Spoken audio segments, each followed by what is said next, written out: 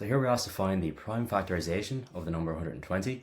And so there's basically a really repetitive process you can use for any number. And we're going to be doing it here for 120, which is obviously quite large. But basically what we're going to do is we're going to take 120, so that's our number in the question, and we're going to start dividing it by prime numbers. And we always start with the lowest prime number, which is 2. So we check if 2 goes in.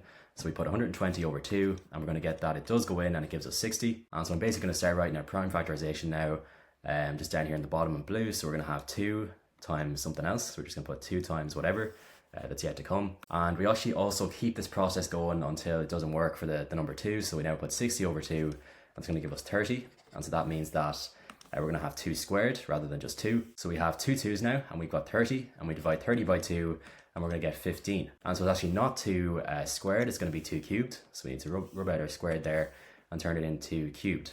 So this is the same as 2 by 2 by 2, so 2 cubed, or 2 to the power of 3. And when you try to put 15 over 2, it's not going to give you a whole number, so it's going to give you 7.5.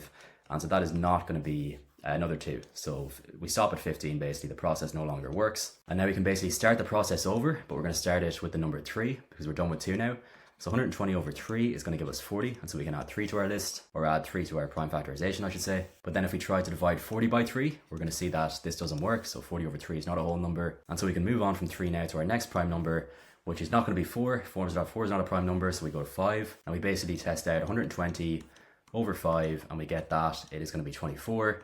But then if we try it on 24, it's not going to work. It's not going to give us a whole number, and so we just write 1 5 here in our list. And now we're actually finished, and the way we check that we're finished is you can plug in this in your calculator. So you can plug in 2 by 2 by 2 by 3 by 5, and you'll see that this gives us 120. So we're finished our prime factorization, because when we take our primes that we've listed here, which is 3 2's by each other and then by 3 by 5, we get back to our original number, and so the factorization is done. And so this is going to be our prime factorization of the number 120.